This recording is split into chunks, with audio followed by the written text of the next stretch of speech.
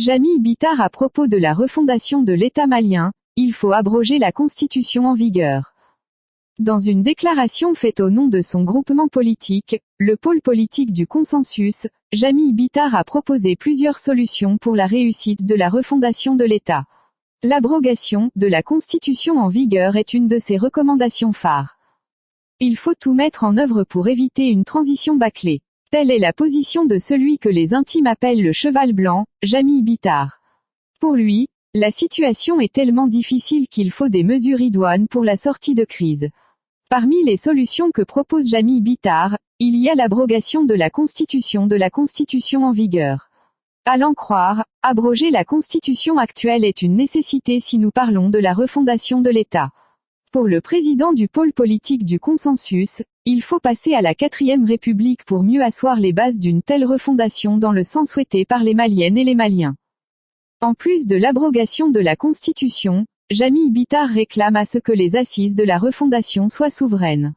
La durée de la transition suscite d'énormes débats depuis des semaines. Pour Jamy Bitar, il revient aux assises de la refondation de prendre cette décision. Quant à l'organe unique de gestion des élections, il ne devrait plus tarder au regard de l'ampleur de la tâche, selon le président du pôle politique du consensus. La situation sécuritaire du pays doit faire l'objet d'une analyse profonde, sans passion, afin que de manière consensuelle et responsable, se dégagent des solutions de pacification du pays, a déclaré Jamy Bitar qui a ajouté que, il est impératif de se mettre d'accord avec les parties signataires sur une révision des accords d'Alger sur ces aspects qui touchent à l'intégrité territoriale du Mali, ainsi qu'au rétablissement de l'autorité de l'État partout sur le territoire.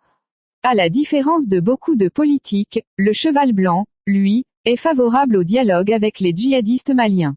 Il ne s'agira point de brader le Mali, mais de peser sur nos égaux afin de ramener la paix et la quiétude pour nos braves populations qui ne demandent que cela afin de pouvoir se remettre au travail pour le bonheur de tous, a proposé le membre du M5 RFP. Dans le domaine militaire, Jamy Bitar réclame la relecture du partenariat de défense entre le Mali et la France et le déploiement massif des hauts gradés au sein de nos forces de défense sur le terrain afin de rassurer et galvaniser la troupe. Par ailleurs, le président du PPC a proposé le toilettage du fichier électoral, l'audit approfondi au niveau des institutions de l'État, ainsi que des départements ministériels et les directions affiliées afin d'en extirper la mauvaise graine, l'audit de tous les fonctionnaires de l'État en vue d'avoir une vision claire du nombre des salariés de l'État, l'assainissement de la justice dans tous ses compartiments, la lutte contre corruption et l'impunité, la lutte contre le chômage des jeunes. Le dialogue avec les syndicats pour limiter les grèves. Pour Jamy Bitar, le système éducatif malien demeure un goulot d'étranglement qui hypothèque dangereusement l'avenir du pays. Il propose ainsi à ce que l'on se penche sur la question de manière concertée et responsable.